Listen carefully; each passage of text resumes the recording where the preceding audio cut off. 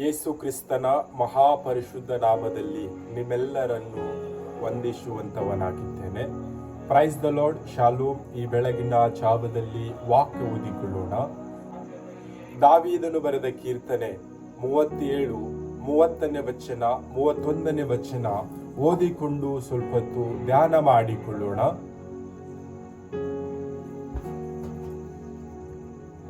ನೀತಿವಂತನ ಬಾಯಿಯು ಸುಜ್ಞಾನವನ್ನು ನುಡಿಯುತ್ತದೆ, ಅವನ ನಾಲಿಗೆ ನ್ಯಾಯವನ್ನೇ ಹೇಳುತ್ತದೆ.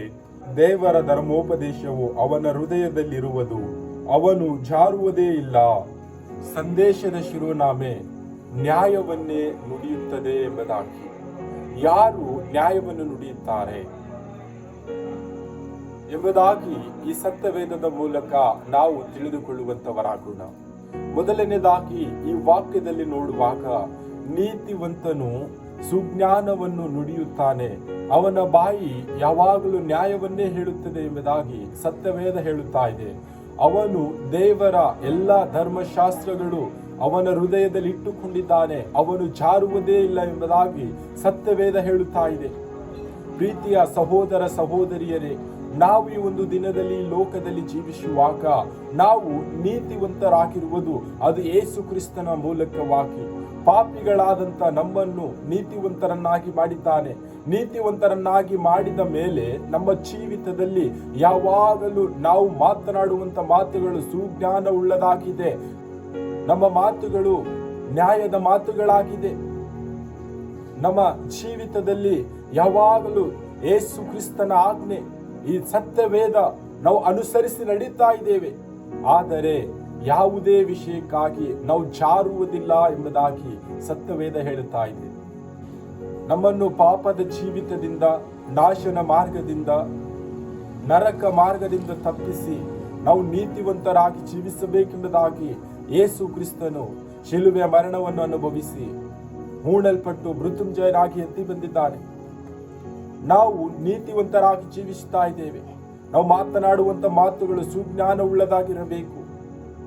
ನಾವು ಏನೇ ಒಂದು ಮಾತುಗಳಾಡುವಾಗಲೂ ಆ ಮಾತಿನಲ್ಲಿ ನ್ಯಾಯವಿರುವಂತದ್ದಾಗಬೇಕು. ನಮ್ಮ ಜೀವಿತದಲ್ಲಿ ನಾವು ಯಾವುದೇ ಒಂದು ಸಮಯದಲ್ಲಿ ಜಾರಿ ಬೀಳುವುದಕ್ಕೆ ಆಗುವುದಿಲ್ಲ ಎಂಬುದಾಗಿ ಸತ್ಯವೇದ ಹೇಳುತ್ತಾ ಇದೆ. ಯಾಕೆ? ಯೇಸು ಕ್ರಿಸ್ತನ ಎಲ್ಲ ಆಜ್ಞೆಗಳು ನಾವು ಕೈಕೊಂಡು ನಡೀತೇವೆ. ನಮ್ಮ ಜೀವಿತದಲ್ಲಿ ಯೇಸು ಕ್ರಿಸ್ತನ ಎಲ್ಲ ಆಜ್ಞೆಗಳು ನಾವು ಅನುಸರಿಸುತ್ತಾ ಇದ್ದೇವೆ. ಅದಕ್ಕಾಗಿಯೇ ನಾವು ಜಾರಿ ಬೀಳುವುದಿಲ್ಲ. ನೀತಿವಂತರು ಜಾರಿ ಬೀಳುವುದಿಲ್ಲ ಎಂಬುದಾಗಿ ಸತ್ಯವೇದ ಹೇಳುತ್ತಾ ಇದೆ. ಈ ಒಂದು ದಿನದಲ್ಲಿ ಈ ಲೋಕದಲ್ಲಿ ಯಾರೆಲ್ಲ ಮಾರ್ಗ ತಪ್ಪಿ ಜೀವಿಸುತ್ತಾ ಇದ್ದಾರೋ, ಇನ್ನು ಯಾರೆಲ್ಲ ನೀತಿವಂತರಾಗಿ ಜೀವಿಸುತ್ತಾ ಇಲ್ಲ, ಮಾತುಗಳಲ್ಲಿ ಜ್ಞಾನ ಅಂದ್ರೆ ಸುಜ್ಞಾನ, ನ್ಯಾಯದ ಮಾತು ಅವರ ಜೀವಿತದಲ್ಲಿಲ್ಲ, ಆ ಮಕ್ಕಳಿಗೆ ನಾನು ತಿಳಿಸುವುದೇನೆಂದರೆ ಈ ಒಂದು ಸುಂದರ ಸಮಯವಾಗಿದೆ. ನೀತಿವಂತರಾಗಿ ಜೀವಿಸಿರಿ, ನೀವು ಸುಜ್ಞಾನ ಉಳ್ಳವರಾಗಿರುತ್ತೀರಿ, ನೀವು ಆಡುವ ಮಾತುಗಳ ನ್ಯಾಯವಾಗಿರುತ್ತದೆ. ನಿಮ್ಮ ಜೀವಿತದಲ್ಲಿ ಯೇಸು ಕ್ರಿಸ್ತನ ಆಜ್ಞೆಗಳಿರುವಾಗ ನೀವು ಯಾವುದೇ ಕಾರಣಕ್ಕೂ ಸೋಲುವುದಿಲ್ಲ. ಯಾವುದೇ ಕಾರಣಕ್ಕೂ ತಪ್ಪಾದ ಮಾರ್ಗದಲ್ಲಿ ಜೀವಿಸುವುದಿಲ್ಲ. ಸತ್ಯವೇದ ಸ್ಪಷ್ಟವಾಗಿ ಹೇಳುತ್ತಾ ಇದೆ. ನೀತಿವಂತರ ಜೀವಿತದಲ್ಲಿ ಸುಜ್ಞಾನ ಇರುತ್ತದೆ, ನ್ಯಾಯವಿರುತ್ತದೆ, ಅವರ ಜೀವಿತದಲ್ಲಿ ಸತ್ಯವೇದ ಇರುತ್ತದೆ ಎಂಬುದಾಗಿ ವಾಕ್ಯ ಸ್ಪಷ್ಟವಾಗಿ ಹೇಳುತ್ತಾ ಇದೆ. ನೀತಿವಂತರು ಯಾರೆಲ್ಲ ಇದ್ದಾರೋ ಅವರ ಜೀವಿತದಲ್ಲಿ ಸುಜ್ಞಾನ ಇದೆ, ನ್ಯಾಯವಿದೆ. ಈ ಸತ್ಯವೇದದ ಎಲ್ಲ ಆಜ್ಞೆಗಳು ಕೈಕೊಂಡು ನಡೀತಾ ಇದ್ದಾರೆ. ನೀತಿವಂತರ ಜೀವಿತ ನೋಡುವಾಗ ಯಾವಾಗಲೂ ಸಂತೋಷ, ಸಮಾಧಾನ, ಪ್ರೀತಿ, ಅನ್ಯೋನ್ಯತೆ, ಕರುಣೆ, ಒಬ್ಬರಿಗೆ ಸಹಾಯ ಮಾಡುವಂಥದ್ದು, ದಾರಿ ತೋರುವಂಥದ್ದು, ಸತ್ಯವೇದದಲ್ಲಿರ್ತಕ್ಕಂಥ ಎಲ್ಲ ಆಜ್ಞೆಗಳು ಕೈಕೊಂಡು ನಡೆಯುವಾಗ ಯೇಸು ಕ್ರಿಸ್ತನ ಸ್ವಭಾವಗಳು ನಮ್ಮ ಜೀವಿತದಲ್ಲಿರುತ್ತದೆ. ನೀತಿವಂತರು ನಿತ್ಯ ಜೀವವನ್ನು ಅನುಭವಿಸುತ್ತಾರೆ. ಈ ಒಂದು ಸುಂದರ ಸಮಯವಾಗಿದೆ. ನಾವು ಇನ್ನೂ ನೀತಿವಂತರಾಗಿದ್ದುಕೊಂಡು ಸುಜ್ಞಾನವುಳ್ಳವರಾಗಿ ನ್ಯಾಯದ ಮಾತುಗಳನ್ನಾಡುತ್ತಾ ಸತ್ಯವೇದವನ್ನು ಕೈಕೊಂಡು ನಡೆಯುತ್ತಾ ಈ ಲೋಕದಲ್ಲಿ ನಾವು ಜೀವಿಸುವಂತವರಾಗೋಣ. ನಾವು ನೀತಿವಂತರಾಗಿದ್ದುಕೊಂಡು ಸುಜ್ಞಾನವುಳ್ಳವರಾಗಿದ್ದುಕೊಂಡು ನ್ಯಾಯದ ಮಾತುಗಳನ್ನಾಡುತ್ತಾ ಈ ಸತ್ಯವೇದವನ್ನು ನಾವು ಅನುಸರಿಸಿ ನಡೆಯುವಾಗ ನಾವು ಜಾರುವುದಿಲ್ಲ.